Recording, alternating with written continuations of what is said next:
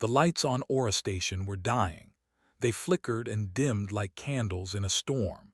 Ambassador L stood at the observation window and watched the enemy ships circle her home like hungry wolves.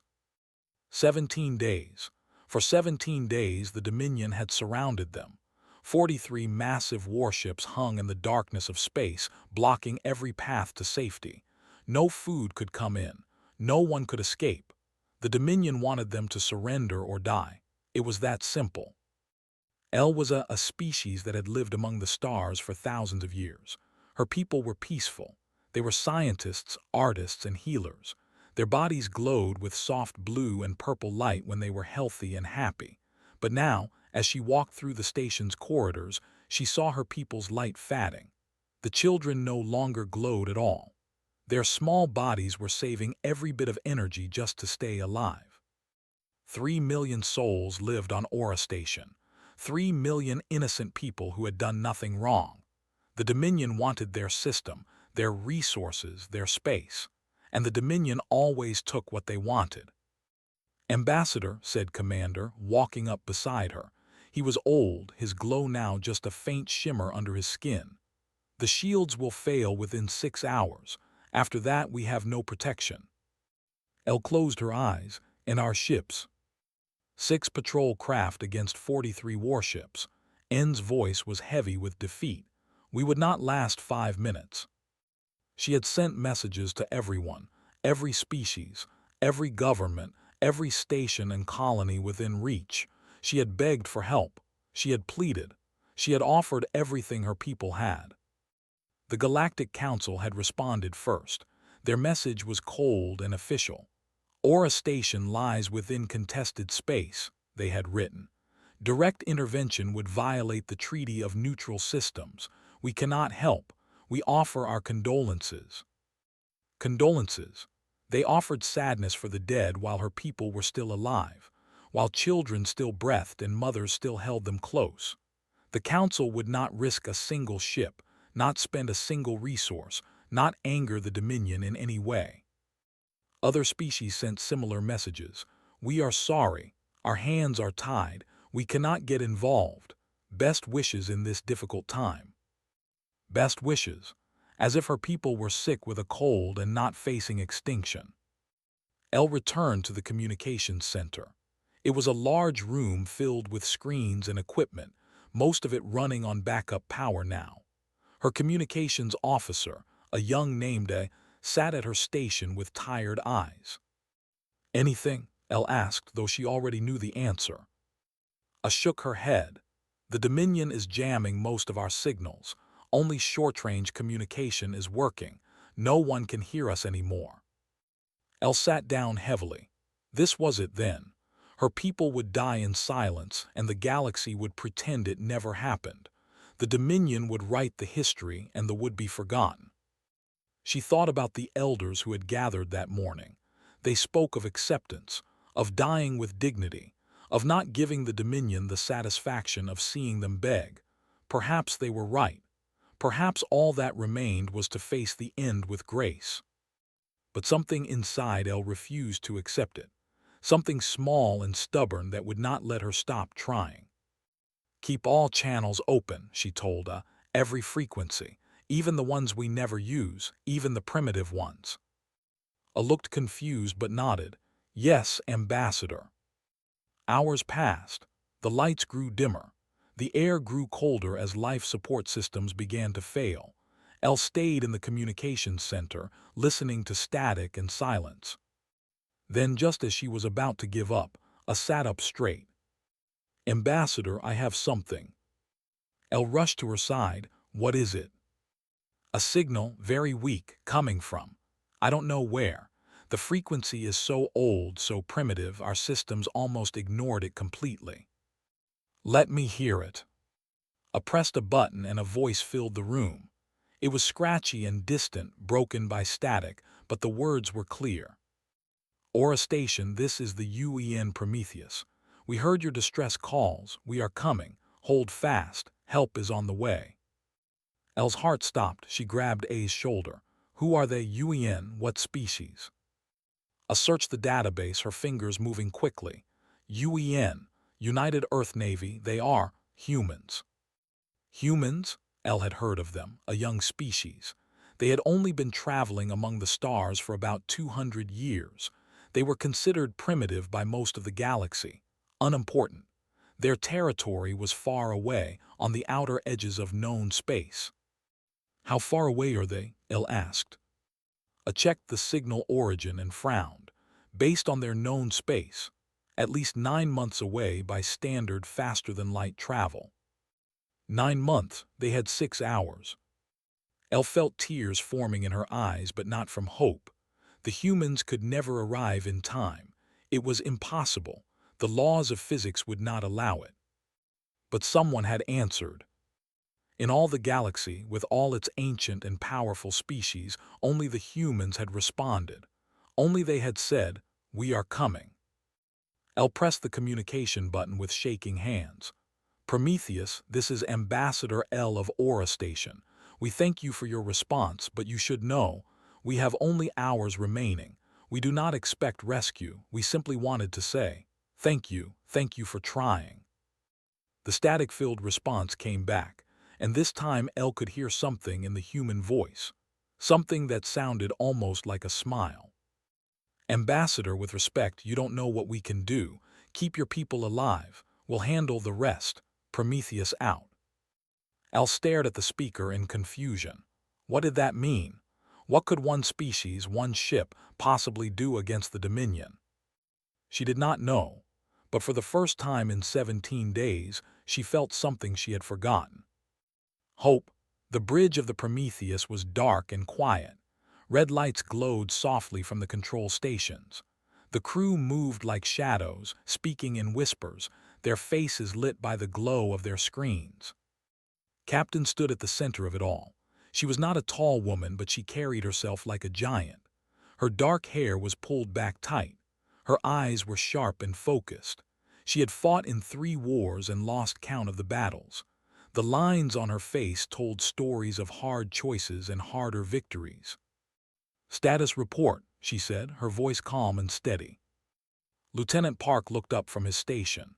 "Ghost protocol is fully engaged, Captain. We are running completely dark. No engine emissions, no heat signature, no energy readings of any kind. As far as any sensor in this galaxy is concerned, we do not exist." Commander, a tall man with kind eyes and steady hands, stepped closer to the captain. "We received this response, ma'am. They think we can't make it in time. They have 6 hours of life support remaining." "Then we have 6 hours," said simply. Around the bridge, the crew exchanged glances. They had heard the distress call 4 days ago. They were 9 months away by normal faster-than-light travel. Every other species in the galaxy would have ignored the call. The distance was too great. The time was too short. The math did not work. But humans had never been very good at accepting what the math said. The Prometheus was not a normal ship. It did not exist in any official record. No government admitted to building it. No fleet claimed it as their own. It was a ghost ship in every way, built for missions that could never be spoken about. And it could do things that no other ship in the galaxy could do. Humanity had come late to the stars. When they finally reached out into the galaxy, they found that the elder races had been traveling through space for millions of years. These ancient species had built their technology on certain rules. They believed they understood how the universe worked. Their ships bent space and time in ways they had perfected over countless generations. But humans were different. Humans were young and strange and did not know the rules, so they made their own. The elder races traveled through space. The Prometheus traveled through dimensions. It folded reality like paper, slipping through layers of existence that the elder races did not even know existed. It did not fly from one point to another. It simply stopped existing in one place and started existing in another. The 9-month journey had taken 11 days. Now the Prometheus hung in the darkness near the Aura system, invisible and silent, watching the Dominion fleet through sensors that saw without being seen. Studied the tactical display. 43 enemy warships surrounded the station. They were arranged in a siege formation, spread out to cover all escape routes. The Dominion commander clearly felt very safe, very confident. His ships were barely at combat readiness. Arrogant muttered. "They have no reason not to be," said.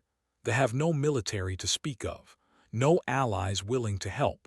The Dominion has done this 100 times before. No one ever stops them.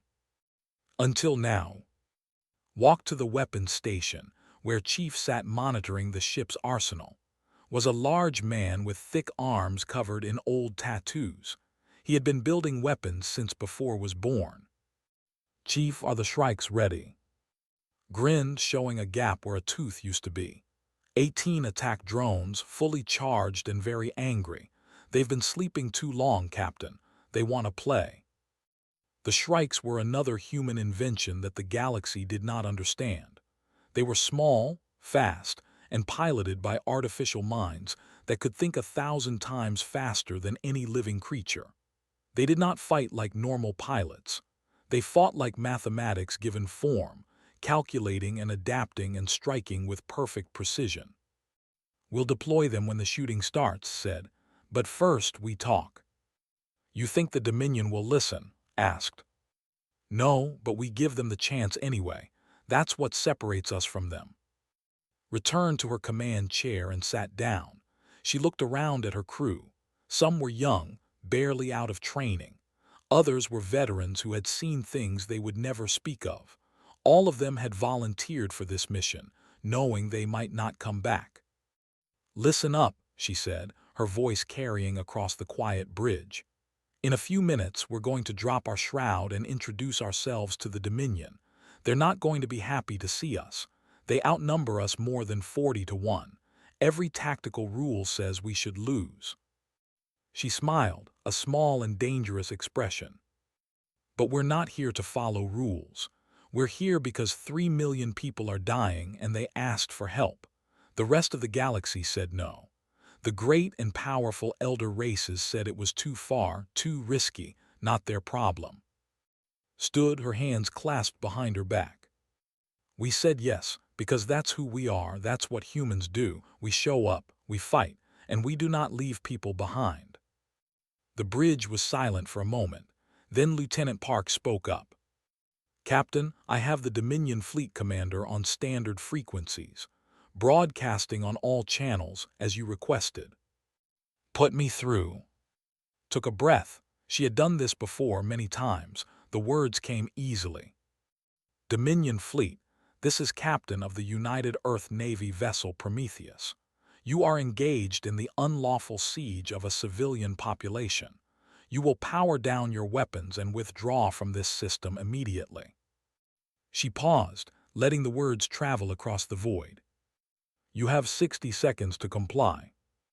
Then she cut the channel and looked at her weapons officer. "Chief, if they don't listen, wake up the shrikes." Grin grew wider. "With pleasure, Captain." Fleet Admiral, and was bored. He sat in his command chair aboard the Dominion flagship, surrounded by the finest warships his empire had built. 43 vessels of death and destruction, enough firepower to burn a planet bare. And what were they doing? Sitting, waiting, watching a pathetic station slowly die. The siege was almost over. They were broken.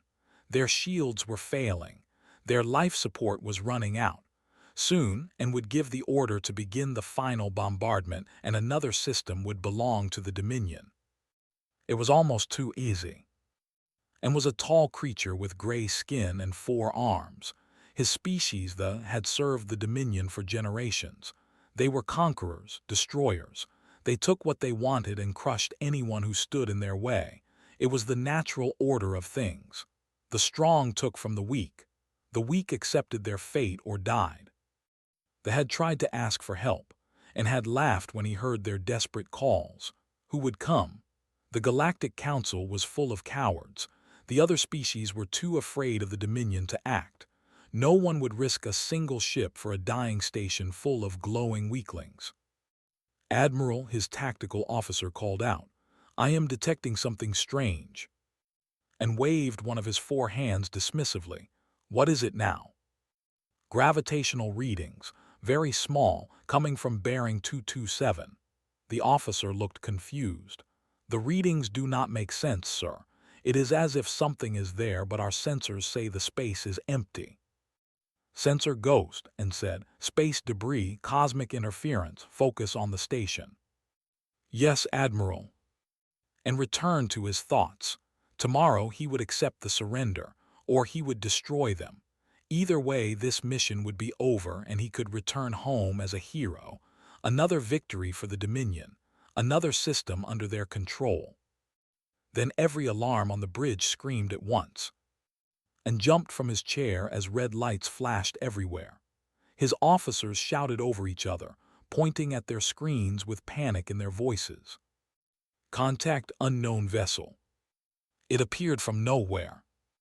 Weapons are painting us, all of us. And stared at the main display, and felt his blood turn to ice. A ship had appeared between the Dominion fleet and Aura Station. It was massive, a mountain of black metal that seemed to drink in the light around it. No running lights glowed on its surface. No energy leaked from its engines. It simply existed as if it had always been there, waiting to be seen. The ship's design was unlike anything in Dominion records. It was brutal and angular, built for war and nothing else. And somehow, impossibly, it had appeared inside their formation without any warning at all. How, and demanded, how did it get past our sensors? Unknown, Admiral, there was no faster-than-light signature, no dimensional wake, no approach vector, it simply appeared. Before N could respond, a voice came through the communication system. It overrode every frequency. It cut through every encryption. It filled the bridge as if the speaker was standing right beside him. This is Captain of the United Earth Navy vessel Prometheus. You are engaged in the unlawful siege of a civilian population. You will power down your weapons and withdraw from this system immediately. You have 60 seconds to comply. The bridge fell silent and stared at the black ship on his display. United Earth Navy, his intelligence officer reported, his voice shaking. Humans, Admiral, a young species from the outer edges of known space. They are considered primitive, unimportant. Their territory is 9 months away by standard travel. 9 months, and said slowly. That is impossible. We have been here for 17 days. I know, Admiral, I cannot explain it. And felt fear creeping into his heart, but he pushed it down. He was a fleet admiral of the Dominion. He had 43 warships under his command. One vessel, no matter how it had arrived, could not stand against such force. He opened his communication channel, making sure the human captain could hear him. Human, he said, putting every bit of contempt into the word. You are either very brave or very stupid. You are one ship. I have 43. You have no allies here, no reinforcements coming. Your little performance is impressive, but it changes nothing. He leaned forward in his chair. Turn around and leave this system. Do it now and I will let you live. Stay and I will destroy you along with the... He cut the channel and waited. Surely the human would see reason. Surely she would realize her situation was hopeless. The response came back, calm and almost amused. Admiral, I appreciate the offer, but I'm afraid we can't leave. These people asked for help. We came to give it. So here's what's going to happen. You're going to power down your weapons. You're going to leave this system. And you're going to let these people live. A pause. Or we're going to make you. And felt rage building in his chest. This human dared to threaten him. One ship against 43. It was madness. It was suicide. You cannot be serious, he growled. Admiral, I have never been more serious in my life. You now have 30 seconds. And slammed his fist against his armrest. All ships, target that vessel, fire at will. Across the formation, 43 Dominion warships turned their weapons toward the Prometheus. Plasma cannons charged. Missile bays opened. Kinetic weapons locked onto the black ship's position. The Dominion unleashed everything they had. And in that moment, and learned what fear truly meant. Because when the weapons reached the place where the Prometheus had been, there was nothing there. The ship had moved, not dodged, not evaded, but simply moved to another location in the blink of an eye. Every shot, every missile, every beam of killing light struck empty space. And then small shapes poured from the Prometheus like angry wasps from a nest. 18 drone fighters, moving faster than anything it had ever seen. They did not fly like ships piloted by living beings. They flew like thoughts, changing direction instantly, striking with perfect accuracy. The first Dominion ship lost its engines in 3 seconds. The second lost its weapons array in 2. The drones were not destroying them.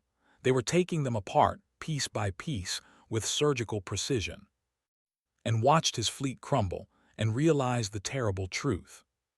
He was not the hunter. He was the prey. The battle was not a battle, it was a lesson. Admiral and screamed orders from his command chair, but nothing he said made any difference. His ships fired again, and every shot missed. The human vessel moved in ways that should not be possible. It was there, and then it was not. It appeared behind one ship, then beside another, then somewhere else entirely. Track it and shouted, predict its movement. We cannot, Admiral, his tactical officer cried, terror in his voice. It does not follow any pattern. It does not obey any physics we understand. Our targeting systems are useless. Meanwhile, the small drone fighters tore through the Dominion fleet like wind through dry leaves. 18 tiny ships against 43 warships, and the drones were winning. They moved together in perfect harmony, as if controlled by a single mind that saw everything and feared nothing. One of the drones swept past a Dominion cruiser. In less than a second, it fired 20 precision shots.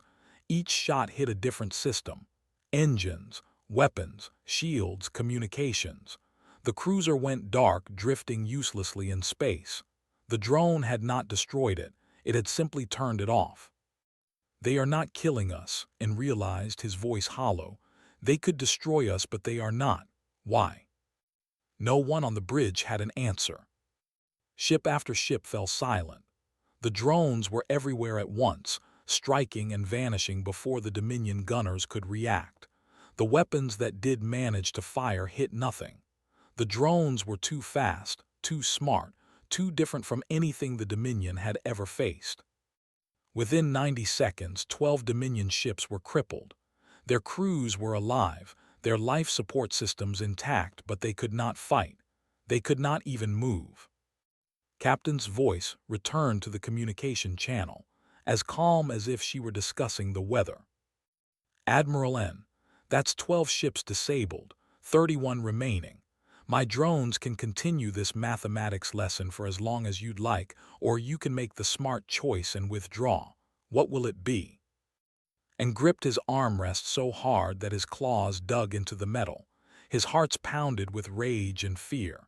This was impossible. This was humiliating. One human ship was making fools of the entire Dominion fleet. All ships concentrate fire, he commanded. Target the drones, ignore the main vessel. His remaining ships tried to follow his orders. They turned their weapons toward the small, fast drone fighters, but the drones simply moved out of the way. They seemed to know where the shots would go before they were fired. They danced through the killing fields as if it were all a game. 3 more Dominion ships went dark. On the bridge of the Prometheus, Captain watched the battle with steady eyes. Around her, the crew worked their stations with professional calm. Lieutenant Park tracked the drone's movements. Commander monitored the enemy fleet. Chief kept the Shrikes running at peak performance.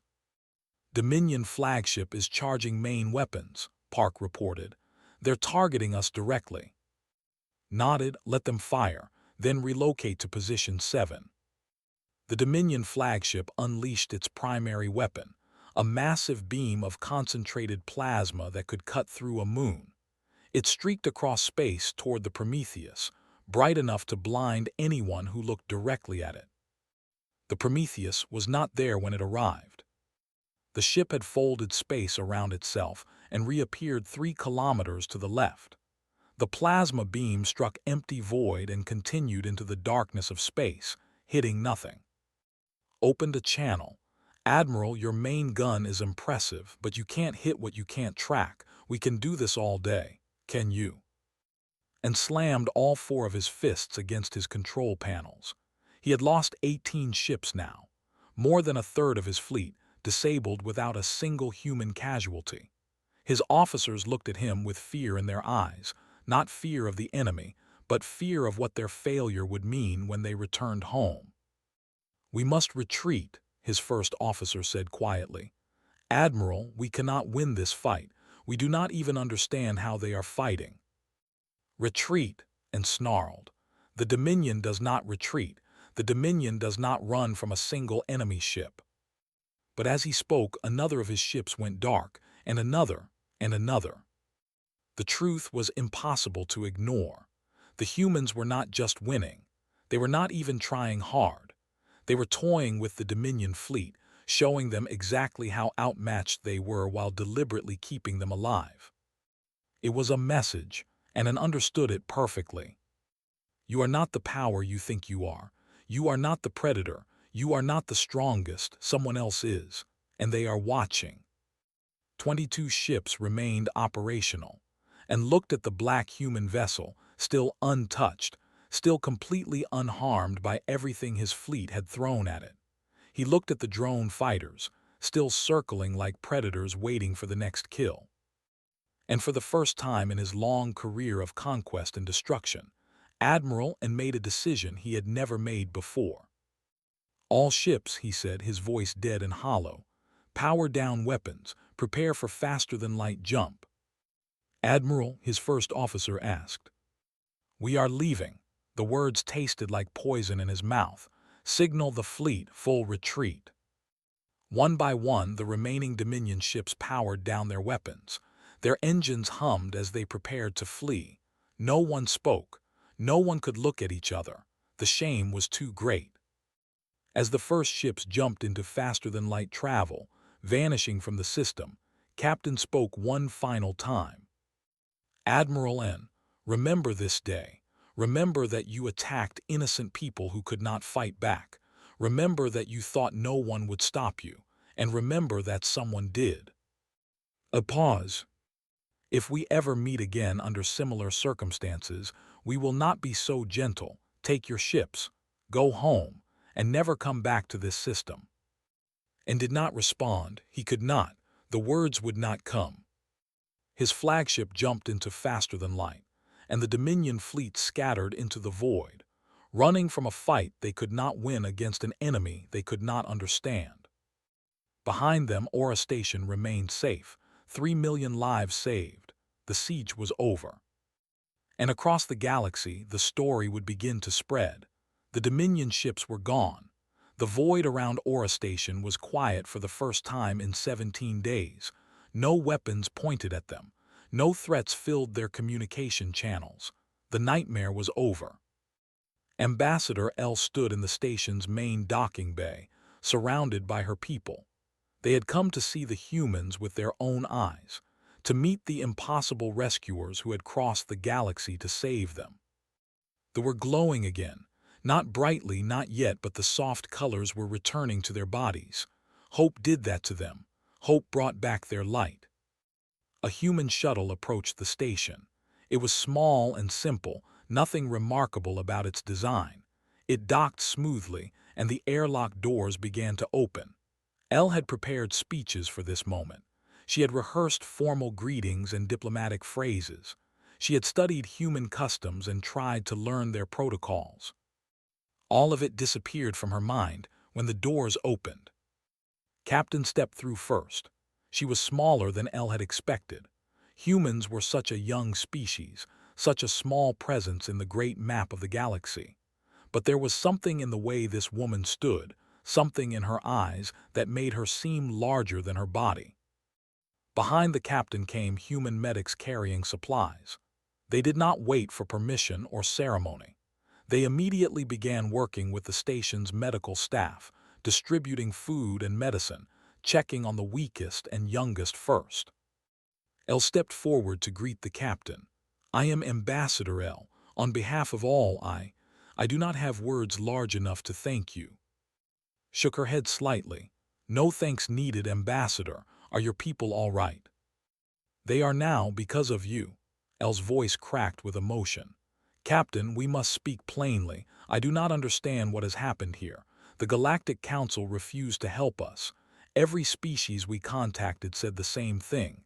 The distance was too far, the risk was too great, we were not worth the trouble." She looked at with confusion and wonder. "But you came, across 9 months of space you came. You fought a fleet of 43 warships with a single vessel. You saved 3 million lives and you ask nothing in return." Elle spread her arms helplessly.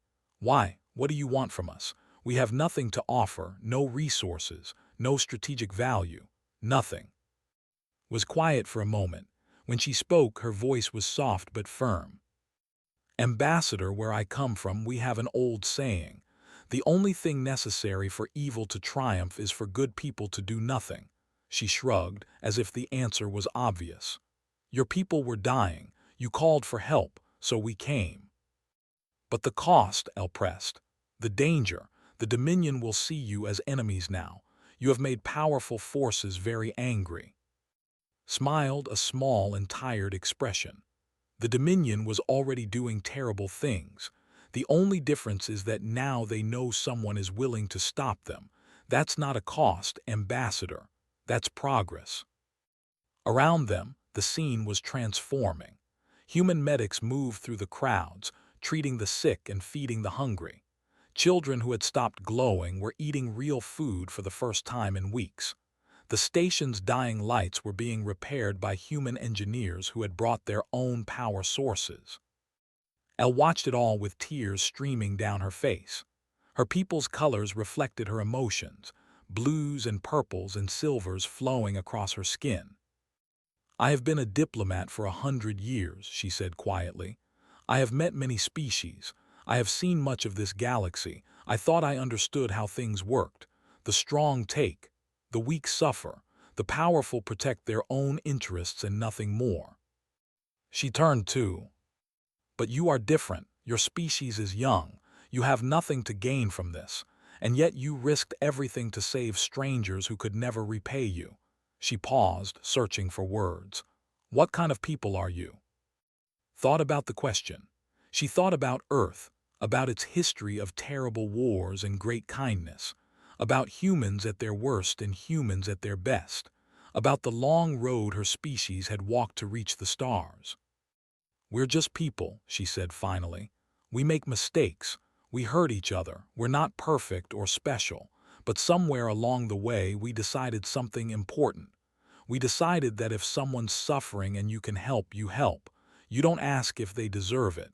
You don't check if it's convenient. You just help." She met Elle's eyes. "The universe is big and cold and doesn't care about any of us, but we can care about each other. That's what makes us human." Elle was silent for a long time. Then slowly, she bowed her head in a gesture of deepest respect. "Captain, we will never forget what you have done. My people will tell this story for 1,000 generations. The humans who came when no one else would. The ship that appeared from nowhere. The warriors who fought without hatred and showed mercy to their enemies." She looked up with determination in her eyes. "And we will change. We will become stronger, not to conquer but to help others as you have helped us. Perhaps one day when someone calls for aid, we will be the ones who answer." Smiled a real smile this time. "That's all we could ask for, Ambassador." In the days that followed, the Prometheus remained in the system while the recovered.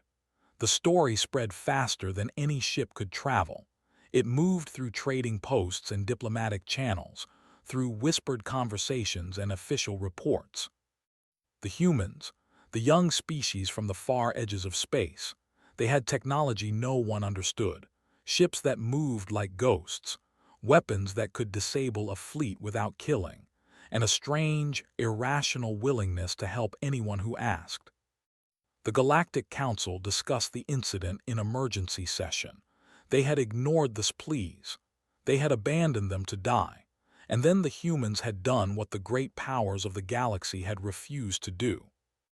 The Council was afraid, and they should have been. Because across the stars, in dark corners and forgotten places, other species heard the story.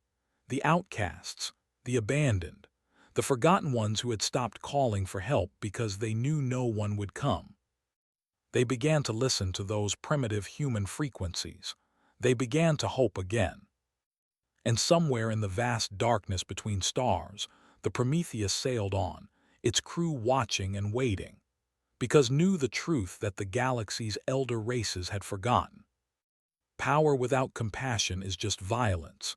Strength without kindness is just cruelty.